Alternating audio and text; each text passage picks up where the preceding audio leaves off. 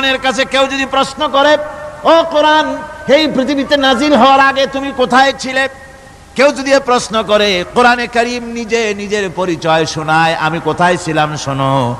বাল হুয়া কুরআনুম মাজিদুন ফি লাউহিম মাহফুজ, বরং এই কিতাব অতীব মর্যাদা সম্পন্ন সুরক্ষিত ফলকে লিপিবদ্ধ ছিল, আমি ছিলাম লৌহে মাহফুজে, সেখান থেকে এসেছি।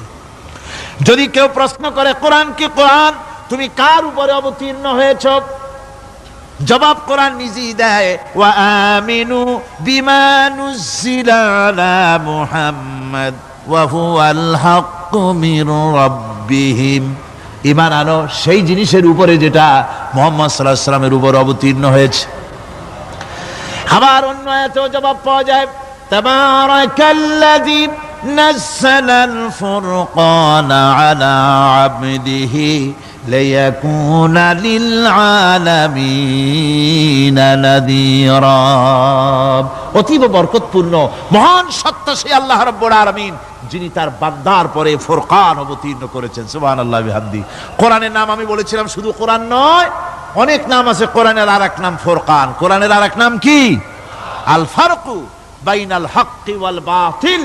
কোরআন হচ্ছে সেই মহাসত্য যা মিথ্যা এবং সত্যের মধ্যে পার্থক্য সূচিত করে, মঙ্গল এবং অমঙ্গলের মধ্যে পার্থক্য সৃষ্টি করে, যা সত্য এবং মিথ্যার মধ্যে তাফরিকা সৃষ্টি করে, সত্যকে মানুষকে বুঝিয়ে দেয়। তার নাম হচ্ছে ফুরকান।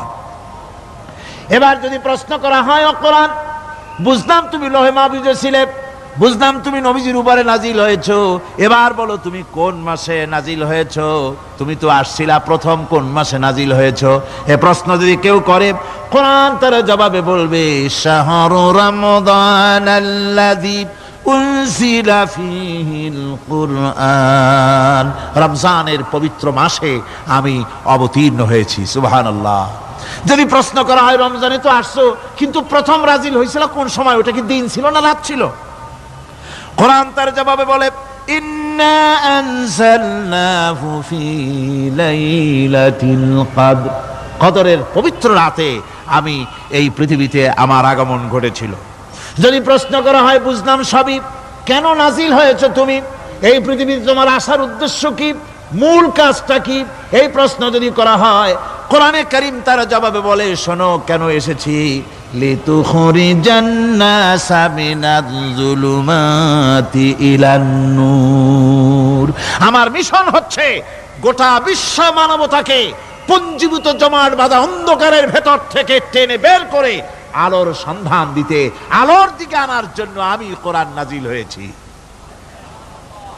গোটা পৃথিবীর মানুষ আছে অন্ধকারের ভিতরে। কিসের মধ্যে? অন্ধকার কি?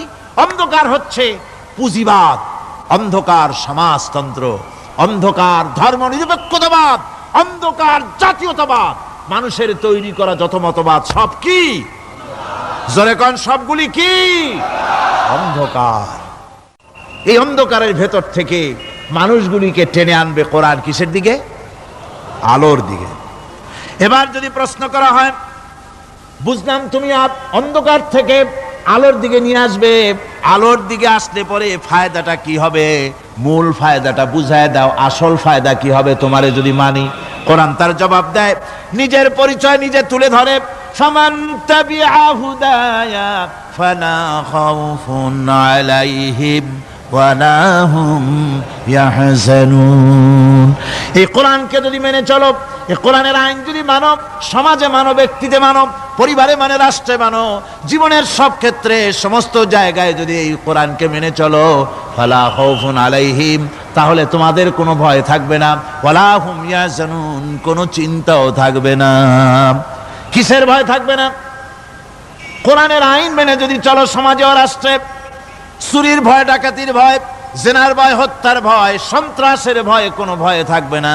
ওয়ালা হুম ইয়াহজানুন, চিন্তাও থাকবে না। খাওয়া পড়া, শিক্ষা, চিকিৎসা, বাসস্থান, এগুলির কোনো চিন্তা থাকবে না। কোরআনের সমাজে সব কিছুর গ্যারান্টি দেওয়া হবে, সবগুলি পেয়ে যাব।